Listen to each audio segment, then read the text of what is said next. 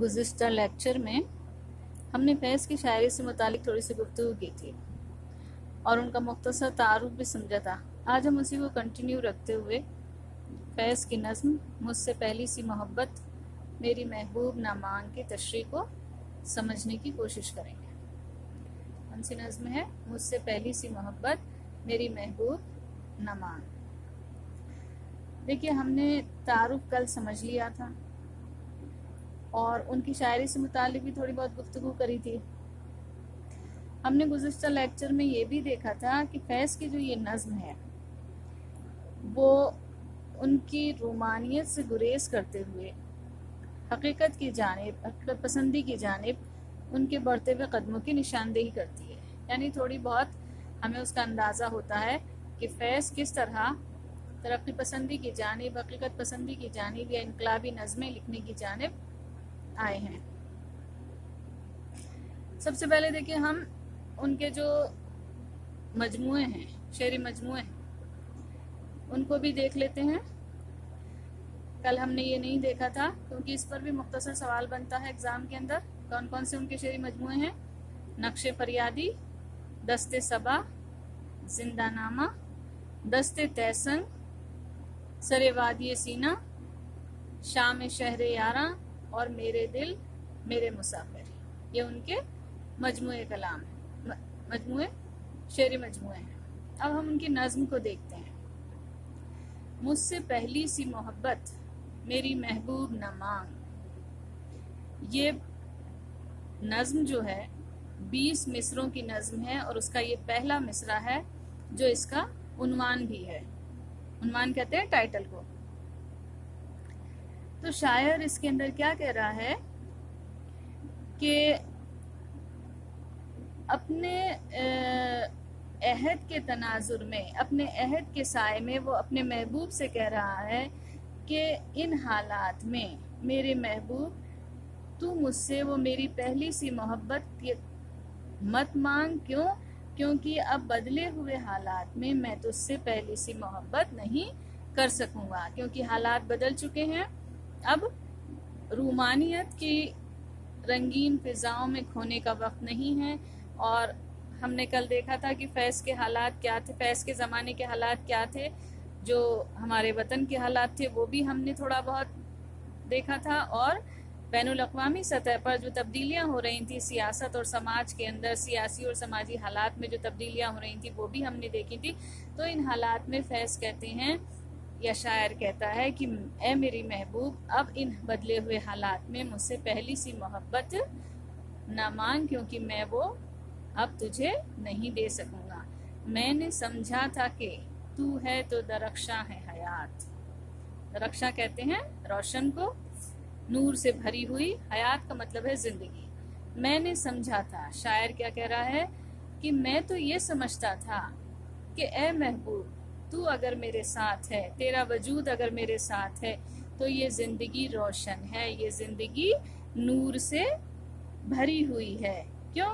क्योंकि जो महबूब है उसका वजूद क्या होता है? जब इंसान के साथ होता है तो उसे हर तरफ नूर ही नूर, हर तरफ रोशनी ही रोशनी नज़र आती है। तो इसी बात का इजहार फैज़ भी कर रहे हैं। तेरा गम है तो गमे दहर का झगड़ा क्या है। दहर कहते हैं ज़माने को। शायर कह रहा है, ए मेरे महबूब, तेरा गम है अगर, यानी मोहब्बत का गम है अगर, महबूब का गम है अगर, तो दुनिया का कोई गम मुझे नहीं हो सकता। यानी दुनिया के किसी गम की मुझे परवाह नहीं है। यानी मोहब्बत जो है वो इंसान को सारी दुनिया के गमों को भुला देती है। तेरी सूरत से है आलम में बहारों को सबात। सबात कहते हैं ठहराव को।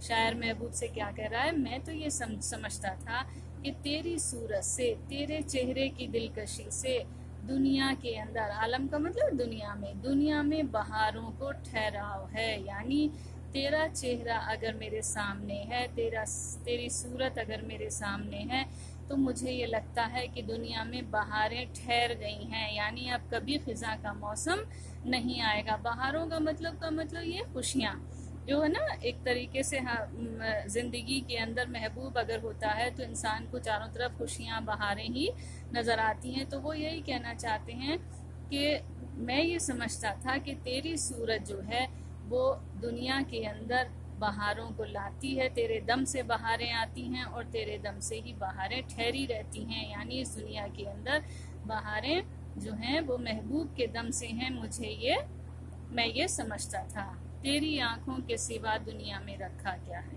شاعر کیا کہہ رہا ہے کہ اے میرے محبوب، میں یہ سمجھتا تھا کہ تیری آنکھیں جو ہیں اس کے علاوہ دنیا میں کوئی بھی قدر کے لائق شے نہیں ہے، یعنی صرف اگر دنیا میں جو ہے کہ کوئی چیز قدر کے لائق ہے تو وہ محبوب کی آنکھیں ہیں۔ تو یہ عاشق کے اپنے جذبات ہیں، شاعر کے اپنے جذبات ہیں، جو رومانی خیالات ہیں جن کا وہ اظہار وہ کر رہا ہے کہ میں یہ سمجھتا تھا کہ انسان اگر محبت کر رہا ہے تو اسے ساری دنیا کے غموں سے نجات مل جاتی ہے اور وہ صرف اپنے محبوب کے چہرے اور اس کی آنکھوں میں ہی کھویا رہتا ہے۔ تو وہ کہہ رہا ہے تو جو مل جائے تو تقدیر نگوں ہو جائے یعنی جھک جائے۔ تو شاعر کہہ رہا ہے کہ کہنا یہ چاہتا ہے کہ اگر محبوب مل جائے، اگر محبوب کا ساتھ مل جائے، محبوب کا وجود اس کے ساتھ ہو تو یہ تقدیر جو ہے وہ اس کے سامنے جھک جاتی ہے اور انسان جو ہے اس کو ہر چیز بنا مانگے خود بخود مل جاتی ہے، پھر اسے کسی بات کی پرواہ نہیں ہوتی۔ مطلب یہ ہے کہ تقدیر جو ہے وہ اس کے ساتھ ہوتی ہے، پھر اسے یہ نہیں ہوتا کہ اسے کوئی چیز، ہر چیز بنا مانگے اسے مل جاتی ہے، ہر شے جو ہے وہ اس کے سامنے خود بخود چھوٹی ہو جاتی ہے اگر محبوب اس کے سامنے ہے تو۔ اب وہ کہہ رہے ہیں یوں نہ تھا میں نے فقط چاہا تھا یوں ہو جائے۔ شاعر کیا کہہ رہا ہے؟ یوں نہ تھا میں نے فقط چاہا تھا، فقط کا مطلب ہوتا ہے صرف، فقط کا کیا مطلب ہوتا ہے؟ صرف۔ تو شاعر کیا کہہ رہا ہے کہ میں تو فقط اتنا ہی چاہتا تھا، یعنی میں نے تو صرف اتنا سا ہی چاہا تھا کہ تو اگر مجھے مل جائے، محبوب اگر مل جائے، اس کا ساتھ مل جائے تو دنیا کا غم بھلا دوں گا، لیکن ایسا نہیں تھا۔ حقیقت تو صرف یہ نہیں تھی، حقیقت صرف اتنی ہی نہیں تھی کہ محبوب کا ساتھ مل جائے تو دنیا کا غم بھلا دے انسان۔ اور بھی دکھ ہیں زمانے میں محبت کے سوا، راحتیں اور بھی ہیں وصل کی راحت کے سوا۔ زمانے کے اندر شاعر کیا کہنا چاہ رہا ہے کہ زمانے کے اندر محبت کے سوا اور بھی ایسے بہت سارے دکھ ہیں جو آج کے سنگین حالات میں ہمیں سمجھ میں آ رہے ہیں، کیونکہ ہم تو یہی سمجھتے تھے کہ انسان کو اگر محبت کا غم ہے، محبت مل جائے، انسان کو محبوب مل جائے تو پھر وہ زمانے کا کوئی غم اس کے ساتھ نہیں ہوگا، لیکن اب ہمیں یہ سمجھ میں آ رہا ہے کہ اور بھی دکھ ہیں زمانے میں محبت کے سوا، کہ دنیا کے اندر محبت کے سوا بہت سارے غم، بہت سارے دکھ ہیں۔ راحتیں اور بھی ہیں وصل کی راحت کے سوا، راحت کہتے ہیں آرام کو، خوشی کو، تو یہاں خوشیاں سے مراد ہے، شاعر کہہ رہا ہے وصل کی راحت، وصل کہتے ہیں ملن کو، محبوب سے ملنا۔ شاعر کہہ رہا ہے کہ محبوب سے ملنے کی خوشی کے علاوہ بھی دنیا میں بہت ساری خوشیاں اور بھی ہیں۔ دیکھو جو کچھ بات وہ اس وقت کر رہے ہیں اپنی نظم کے اندر، وہ سب ان کے اپنے حالات کے روشنی میں یا اس زمانے کی روشنی میں ہمیں سمجھنا چاہیے۔ اس لیے ہم نے گزشتہ لیکچر میں تھوڑا سا ان کے عہد کے بارے میں بات کی تھی، گفتگو کی تھی کہ ان کا عہد کیسا تھا۔ کیوں؟ کیونکہ یہ نظم ہمیں تبھی سمجھ میں آ سکتی ہے جب ہم یہ بات سمجھیں کہ فیض کا جو زمانہ تھا وہ کن سچائیوں سے دوچار تھا، کن صداقتوں سے بھرا ہوا تھا، تو ہم نے اس کے سائے میں ہم اس نظم کو، ان باتوں کے ساتھ ہم اس نظم کو سمجھ رہے ہیں۔ اب شاعر کیا کہہ رہا ہے کہ دیکھو نظم کے جو یہ ابتدائی جملے ہیں نا، ابتدائی جو مصرے ہیں وہ سب کیا ہے کہ شاعر کے زمانے کی حقیقت کا تو بیان کرتے ہی ہیں، ساتھ ہی شاعر کے جو وہ بدلتے ہوئے جو تصورات ہیں، یعنی کس طرح وہ رومانیت سے گریز کرتے ہوئے حقیقت کی طرف آتے ہیں، اس بات کا بھی اظہار ہمیں ان ابتدائی مصروں سے ہو جاتا ہے۔ کیوں کیونکہ ہمیں اندازہ ہوتا ہے کہ شاعر جو ہے وہ اپنے زمانے کے حالات کا بھرپور احساس رکھتا ہے. وہ کہتا ہے نا راحتیں اور بھی ہیں وصل کی راحت کے سوا. تو اس کا مطلب یہ ہے کہ وہ اپنے حالات کو، اپنے ماحول کو سمجھ رہا ہے، ان کا پوری طرح شعور رکھتا ہے، بھرپور احساس رکھتا ہے کہ اب زندگی کے اندر خوشیاں جو ہیں وہ صرف محبوب کے دم سے حاصل نہیں ہو سکتی یا اس کے محبوب کے دم سے ممکن نہیں ہے، کیونکہ ہمارے سامنے تو ظلم کا بازار گرم ہے. جو طاقت ہے جن لوگوں کے ہاتھ میں، چاہے وہ سرمایہ دار ہوں، بادشاہ ہوں یا پھر دولت مند لوگ ہوں، جو بھی ہوں، زمیندار ہوں، وہ سب کیا ہے کہ غریب پر، مجبور پر، مظلوم پر ظلم کر رہے ہیں. تو ایسے حالات میں کیوں کر محبت کے گیت گاؤں، کس طرح میں محبوب سے محبت کا اظہار کروں یا اس کے ساتھ ایک الگ دنیا بسا لوں. کیونکہ میرے سامنے جو دنیا ہے وہ تو ظلم سے بھری ہوئی ہے، تو میں کیسے اس کو وہ کروں. تو یہ شعور جو ہے شاعر کا، وہ اس کا اظہار ان ابتدائی مصروں کے اندر ہمیں ہوتا ہے کہ محبوب کی پناہ کے اندر اب صرف خوشیاں ممکن نہیں ہیں. یعنی محبوب کے ساتھ میں محبوب کا ساتھ صرف خوشیاں نہیں دے سکتا، دنیا کے اندر دوسری خوشیاں بھی ہیں. اور وہ خوشیاں کیا ہو سکتی ہیں؟ وہ ہو سکتی ہیں کسی غریب کی مدد کرنا، کسی مجبور کی مدد کرنا، اس سے ہمدردی کرنا، ظلم کے خلاف آواز اٹھانا. یہ سب چیزیں جو ہیں یہ بھی انسان کو راحت عطا کرتی ہیں، یہ بھی انسان کو خوشیاں دیتی ہیں. دیکھو نظم کے جو یہ مصرے ہیں نا، وہ فیض کی شاعری کے خوبصورت لہجے کو بھی بیان کرتے ہیں، مطلب اس کا اظہار بھی کرتے ہیں. جو فیض کی شناخت ہے، فیض کی شاعری جو ہے وہ ان کے لہجے سے پہچانی جاتی ہے. ان کا لہجہ ان کی شناخت ہے. وہ لہجہ بہت مدھم، دھیما اور ترنم سے بھرپور ہوتا ہے.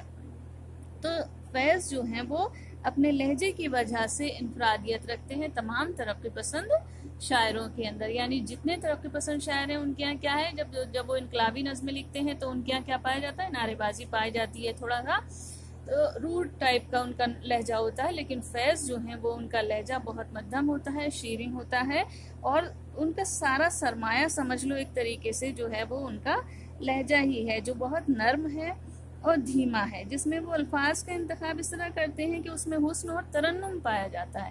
تو ہمیں وہ اپیل کرتا ہے ان کا لہجہ، جس کا وہ خاص خیال رکھتے ہیں. تو ہم یہ کہہ رہے تھے نا کہ جیسے ہم ان کے ابتدائی مصروں کے اندر دیکھ لیں، یہ ہے مطلب یہ ہے کہ یوں نہ تھا میں نے فقط چاہا تھا یوں ہو جائے.